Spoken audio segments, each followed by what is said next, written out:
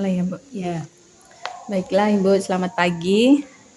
selamat pagi. Baiklah, di sini saya akan menanyakan beberapa pertanyaan, Bu, mengenai dilema etika. Sebelumnya, Ibu pernahkah mengalami sebuah kasus yang dimana kasus tersebut itu merupakan dilema etika, Ibu? Iya, sudah pernah. Ada 2 kali saya mengalami peristiwa itu. Iya. Yang pertama dulu di tahun 2018 ada undangan untuk MOU rehab sekolah dan di hari yang sama saya mengundang pertemuan dengan komite. Oh, iya. Saya mengundang pertemuan dengan komite. Kemudian solusi yang saya ambil, yang pertama karena saya mengingat bahwa kondisi sekolah saat itu memang sudah luar biasa parah, dan saya juga ingin menyelamatkan dan memperbaiki sekolah sarana prasarannya jadi lebih baik, sehingga undangan untuk komite saya limpahkan kepada wakil kepala sekolah.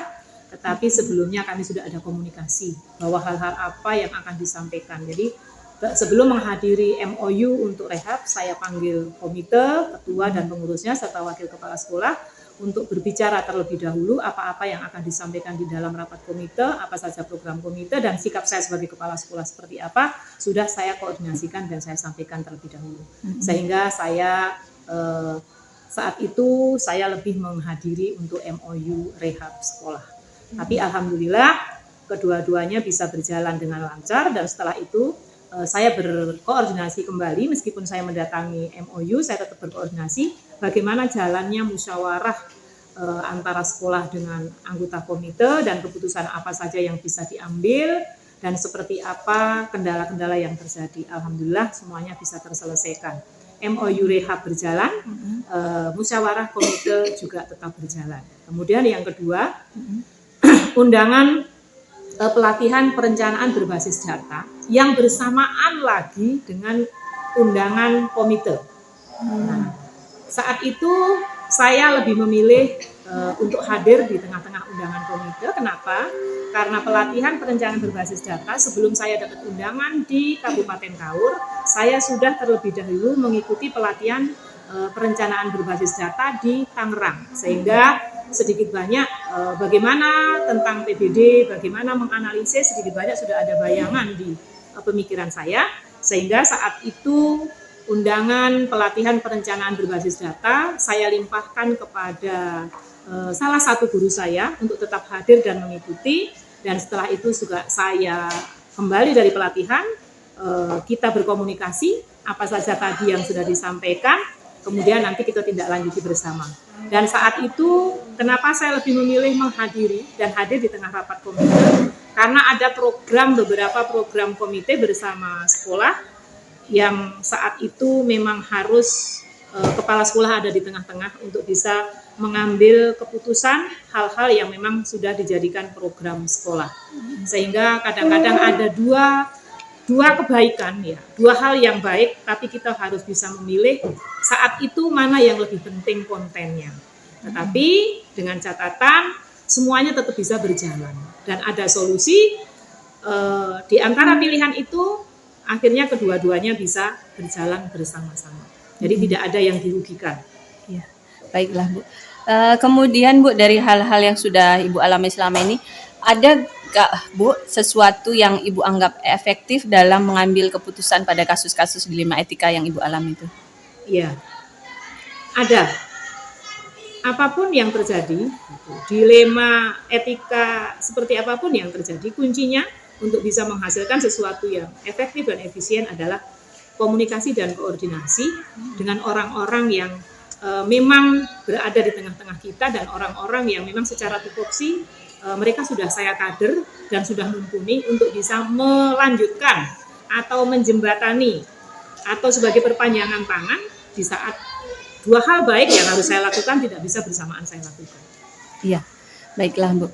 Kemudian Ibu, apakah ada, Bu, jadwal tertentu dalam sebuah penyelesaian kasus dilema etika? Apakah Ibu akan langsung menyelesaikannya di tempat atau ada sebuah jadwal untuk menyelesaikannya, Bu? Prosedurnya seperti apa? Iya, melihat kontennya.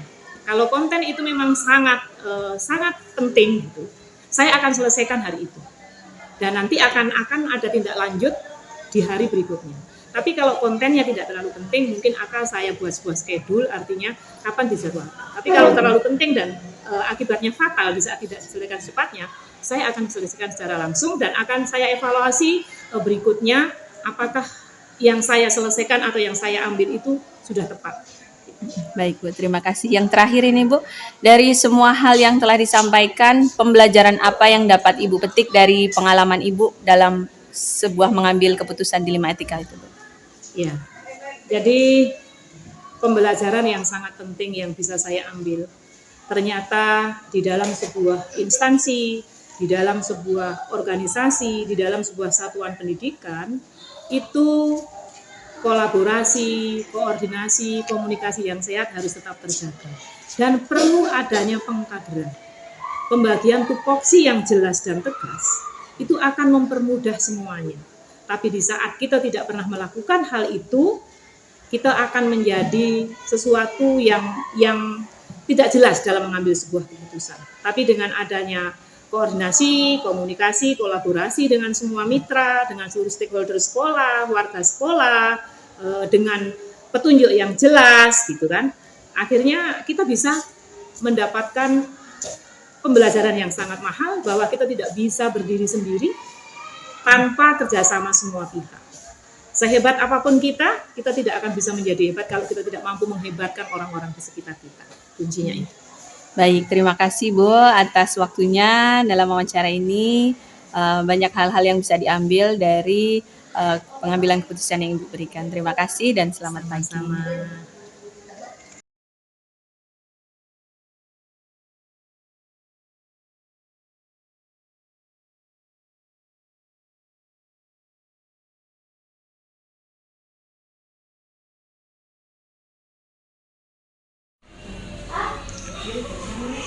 Selamat siang Pak Edi. Selamat siang, ya gimana?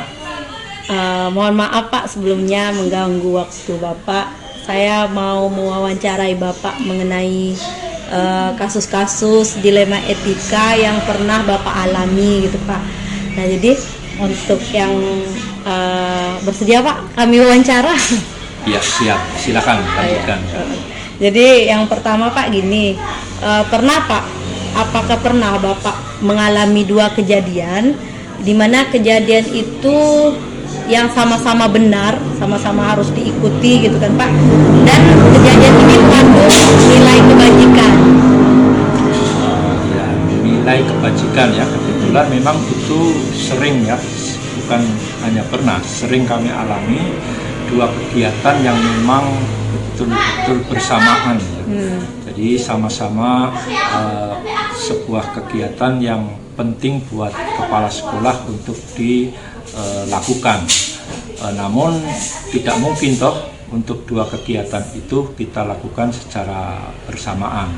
Sehingga saya perlu memilah di antara dua kegiatan itu mana yang lebih penting. Kalau memang ada yang bisa diwakilkan ya terpaksa kami komunikasikan dengan wakil kepala sekolah. Tapi kalau sekiranya tidak bisa diwakilkan, saya komunikasikan untuk bisa mencari atau ditunda salah satu kegiatan di jadwal yang lain. Oh gitu Pak. Nah seperti itu ya. Jadi bisa Pak diceritakan kasusnya seperti apa misalnya Pak, dua kejadian itu yang bersamaan? Iya, pernah salah satu waktu kami ada dua agenda yang bersamaan. Yang pertama menghadiri kegiatan di MKKS ya.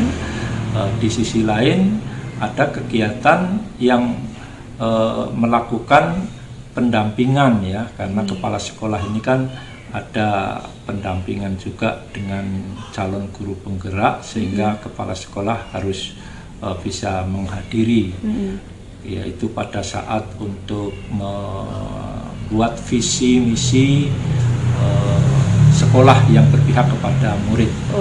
Ternyata memang kepala sekolah juga harus dilibatkan. Nah, kemudian MKKS juga harus juga dihadiri. Nah, terpaksa karena ini bersamaan, saya untuk lebih memilih yang pendampingan CGP, karena di situ diskusi tentang visi misi yang berpihak kepada siswa ya.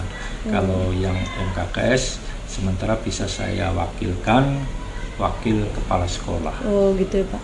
Jadi menurut Bapak nih, langkah-langkah atau prosedur seperti apa yang biasa Bapak lakukan selama ini dalam mengambil keputusan? Yang pertama komunikasi dulu ya, kemudian dianalisis agenda kegiatan mana yang lebih urgent, yang lebih penting.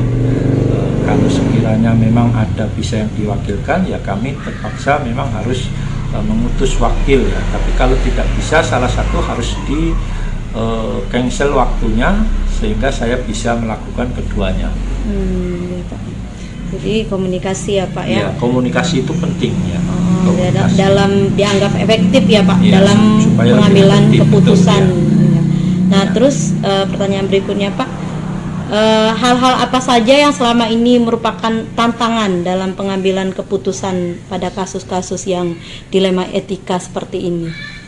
Ya memang tantangannya kadang-kadang pemberitahuan kegiatan itu mendadak ya, sehingga kami kadang sulit untuk bisa langsung menentukan. Tapi kalau waktunya agak longgar itu bisa kami komunikasikan dengan wakil atau salah satu guru yang bisa menghadiri. Tapi kalau waktunya mepet kadang-kadang memang ya langsung saya perintahkan ya, tanpa harus komunikasi. Karena memang itu harus dilakukan.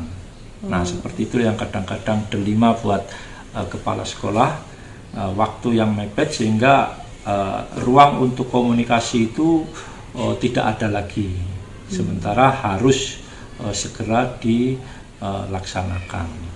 Jadi selama ini Pak, kalau pengambilan keputusan, apakah Bapak perlu waktu untuk memutuskan atau misalnya Bapak punya jadwal tersendiri nih untuk menyelesaikan kasus-kasus yang dilema etika seperti ini?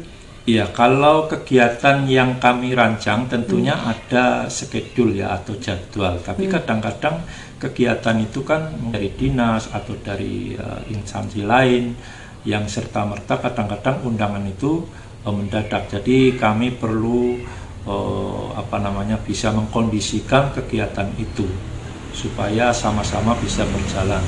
Kalau memang bisa diwakilkan ya kita wakilkan, kalau memang bisa saya lakukan sendiri, saya lakukan sendiri. Jadi yang berikutnya Pak, gini, dalam pengambilan keputusan nih, adakah seseorang yang biasanya Bapak ajak berbicara untuk mengambil keputusan? Ada nggak Pak?